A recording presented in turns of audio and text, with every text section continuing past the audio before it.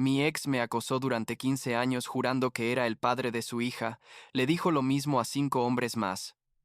Cuando las pruebas revelaron la verdad, lo que hice por esa niña, los dejó a todos sin palabras. Tengo 34 años, trabajo en construcción comercial, y necesito contar esta historia porque lo que pasó con mi ex, básicamente me persiguió durante más de 15 años de mi vida, y recién hace poco pude cerrar ese capítulo de la forma más extraña posible. La cosa es que esta mujer, Nicole, me hizo creer durante años que yo era el padre de su hija, pero resulta que ella le dijo lo mismo a como 5 tipos más, y la verdad es que todo esto terminó siendo mucho más complicado de lo que cualquiera podría imaginar. Supongo que debería empezar por el principio, cuando Nicole y yo estábamos saliendo. Esto fue allá por 2008. Yo tenía como 19 años. Ella tenía 21, y honestamente pensaba que las cosas iban bien entre nosotros. No éramos la pareja perfecta ni nada de eso. Ya sabes, teníamos nuestras peleas como cualquier pareja joven, pero nada que me hiciera pensar que estaba con alguien completamente desquiciada. Yo trabajaba en construcción haciendo contratos cortos, y en ese tiempo me salió un trabajo que me llevó fuera de la ciudad por como 5 o 6 semanas. No recuerdo exactamente cuánto, pero sí recuerdo que era un buen dinero, y Nicole me dijo que estaba bien, que no había problema, que me extrañaría, pero que entendía que era importante para mi carrera.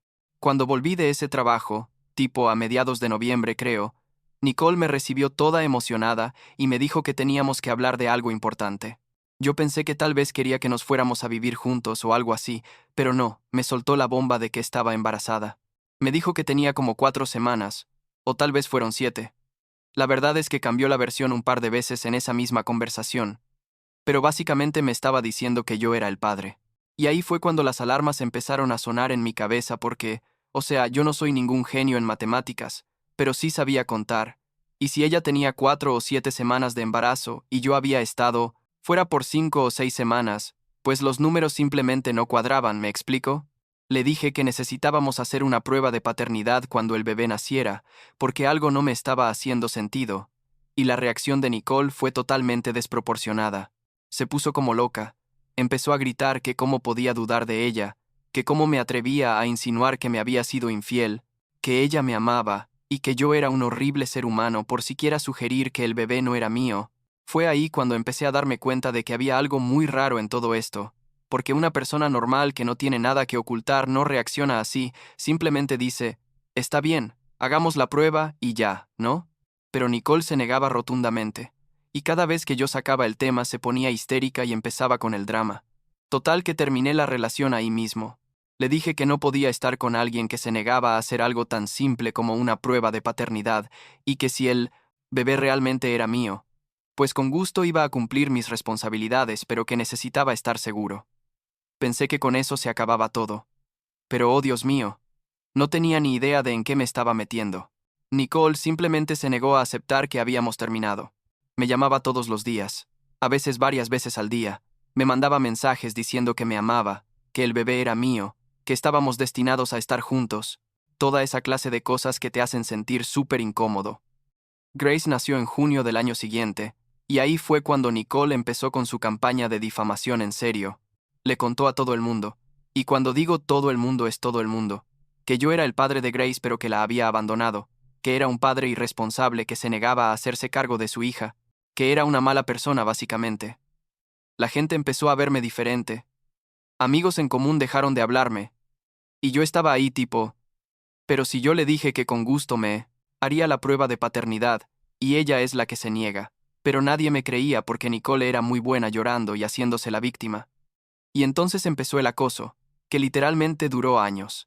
Nicole se aparecía en mi trabajo con Grace, se aparecía en el supermercado donde hacía mis compras, se aparecía en restaurantes donde estaba cenando con amigos, siempre con la niña, y siempre haciendo una escena. Me decía cosas como, mira a tu hija, no sientes nada, ¿cómo puedes ser tan cruel? Y la pobre Gracia ahí parada sin entender nada. Yo sentía horrible por la niña, la verdad, porque no era su culpa estar en medio de toda esta locura, pero también estaba súper frustrado porque Nicole se negaba a hacer la prueba que resolvería todo. Tuve que sacar órdenes de restricción contra ella, y esas cosas había que renovarlas cada 2 años, lo cual era una lata tremenda porque significaba ir a corte, llenar papeles, explicar toda la situación otra vez.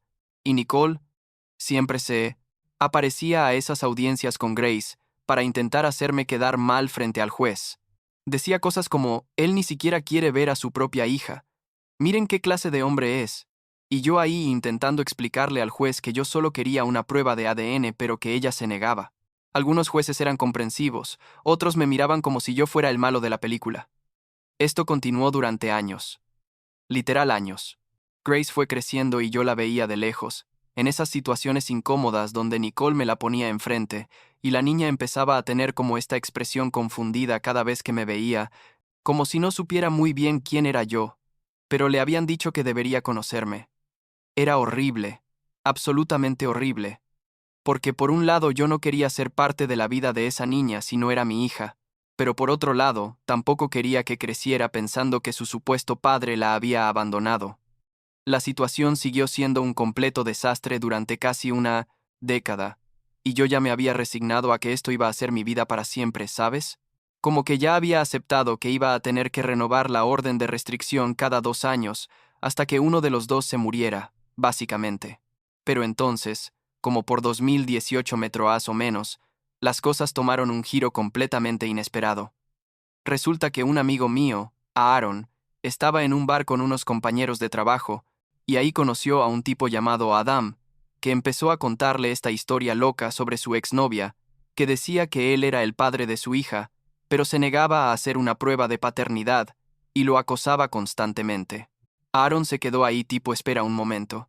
Esta historia me suena demasiado familiar, y cuando le preguntó más detalles, efectivamente, era Nicole, el mismo Nicole, la misma Grace, la misma historia exacta pero con Adam en lugar de conmigo. Aaron me llamó de inmediato, obvio, y me contó todo. Al principio no lo podía creer, tipo, ¿en serio? ¿Le está haciendo esto a más gente? Pero después pensé que tenía mucho sentido. Aaron me dio el número de Adam y lo llamé. Y cuando nos juntamos a tomar un café y empezamos a comparar historias, fue como si estuviera viendo mi propia vida pero en otra persona. Todo era idéntico. Las mismas tácticas, las mismas mentiras, las mismas escenas dramáticas en lugares públicos, y lo más loco es que después encontramos a más tipos. Adam conocía a otro llamado Tyler, que también había pasado por lo mismo, y entre todos, empezamos a hacer nuestra propia investigación tipo detective privado, y encontramos que Nicole había estado haciendo esto con al menos 5 hombres diferentes durante todos esos años.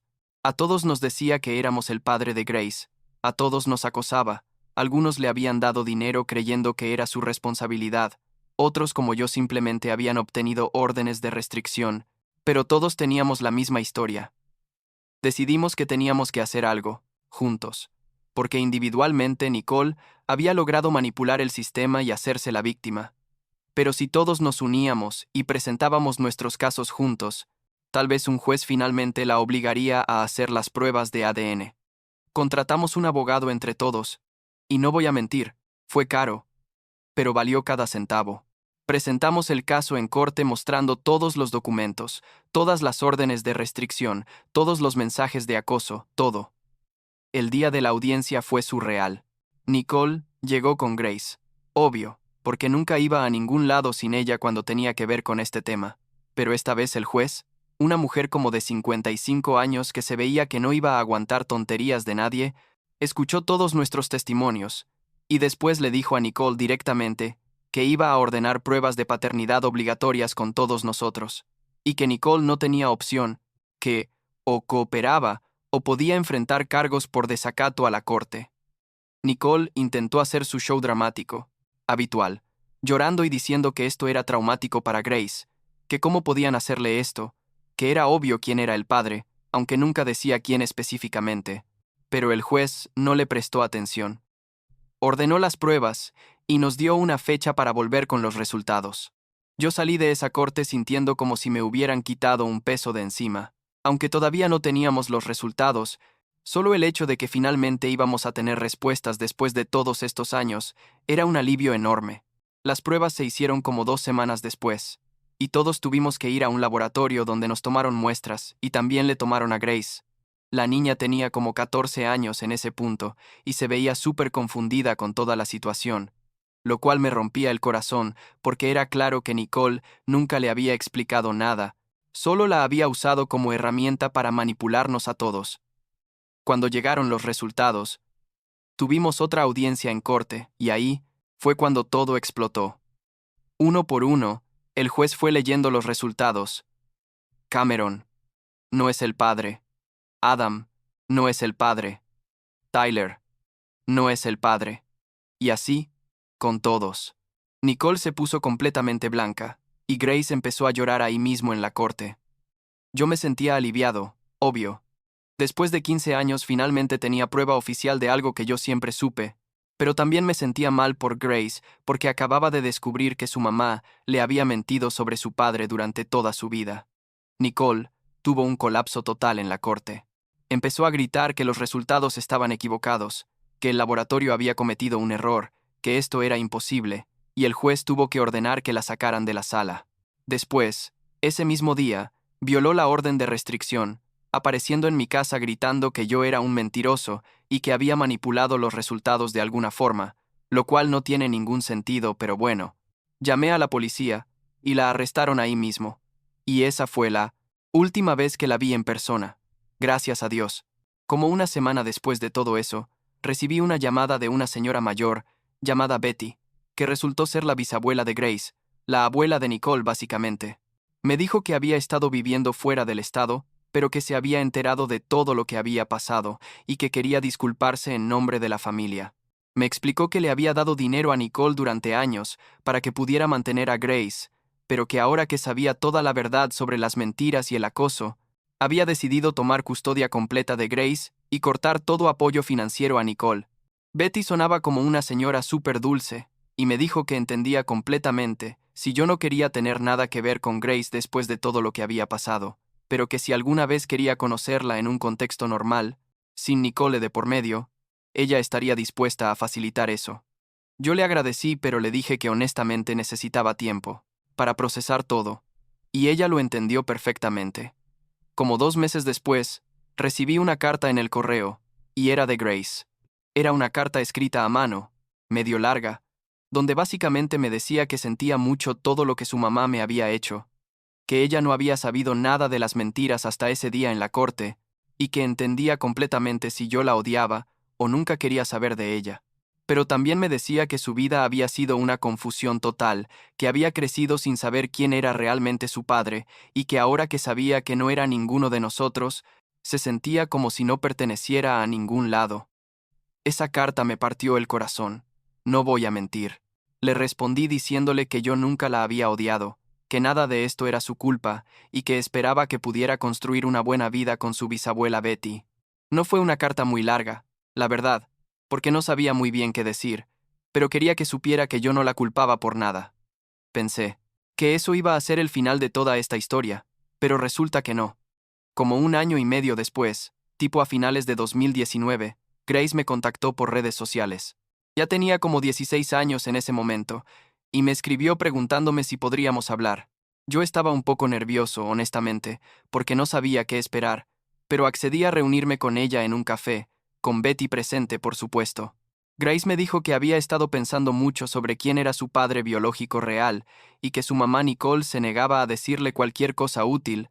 Seguía insistiendo en que alguno de nosotros era el padre y que las pruebas estaban equivocadas, lo cual ya era claramente una mentira comprobada. Me preguntó si yo estaría dispuesto a ayudarla a investigar, básicamente a tratar de encontrar a su padre real. La verdad es que mi primera reacción fue como, ¿por qué yo? ¿Por qué debería involucrarme en esto después de todo? Pero cuando la vi ahí sentada, esta chica de 16 años que literalmente no tenía idea de quién era su padre y cuya mamá había destruido cualquier posibilidad de que tuviera una infancia normal, no pude decirle que no. Le dije que sí, que la ayudaría en lo que pudiera. Empezamos a investigar juntos, y esto se convirtió en tipo un proyecto extraño, donde Grace, Betty y yo intentábamos reconstruir la línea de tiempo de la vida de Nicole alrededor del tiempo de la concepción de Grace. Betty nos ayudó mucho porque recordaba cosas específicas de ese tiempo, lugares donde Nicole había estado, gente que conocía. Encontramos algunas fotos viejas en redes sociales de Nicole, de esa época, y en una de las fotos había un tipo que aparecía en varias, un tal James, y Betty dijo que recordaba que Nicole había estado saliendo con él por un tiempo. Rastreamos a James, lo cual tomó como 3 meses porque el tipo se había mudado a otro estado, pero finalmente lo encontramos. Le expliqué toda la situación por teléfono, y el tipo, al principio pensó que era una broma o una estafa, pero cuando le mandé fotos de Grace y le conté la historia completa, aceptó hacerse una prueba de ADN. Dijo que él también había salido con Nicole brevemente allá por 2008, y que después ella simplemente desapareció de su vida sin explicación. Y bueno, resulta que James era el padre. La prueba de ADN salió positiva con tipo 90 y 9,9% de certeza. Grace finalmente tenía su respuesta después de todos estos años, y James, bueno, el tipo estaba en shock total porque acababa de descubrir que tenía una hija de 16 años que no sabía que existía. La última actualización que tengo es que Grace y James han estado construyendo una relación, lo cual me parece increíble considerando todas las circunstancias. Betty sigue teniendo custodia legal, pero James está muy involucrado en la vida de Grace. Ahora, la ve regularmente. Están conociéndose. Encontrarlo, diciendo que finalmente siente que tiene un papá de verdad. Y Nicole, bueno, Nicole sigue viviendo en su mundo de negación. Según Betty, hasta el día de hoy insiste en que James no es el padre real, que las pruebas están equivocadas, que alguno de nosotros lo somos.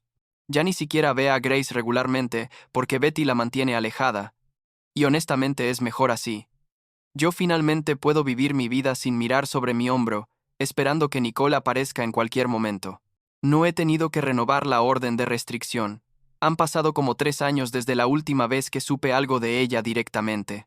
A veces Grace me manda mensajes contándome cómo van las cosas con James, y yo le respondo, pero mantengo cierta distancia porque al final del día no soy su padre y no quiero confundir más las cosas. Lo más raro de toda esta situación es que empecé siendo la supuesta víctima del engaño de Nicole, y terminé siendo la persona que ayudó a su hija a encontrar a su padre real. La vida es extraña así a veces, supongo. Y después de 15 años de pesadilla absoluta, finalmente puedo decir que estoy en paz con todo esto.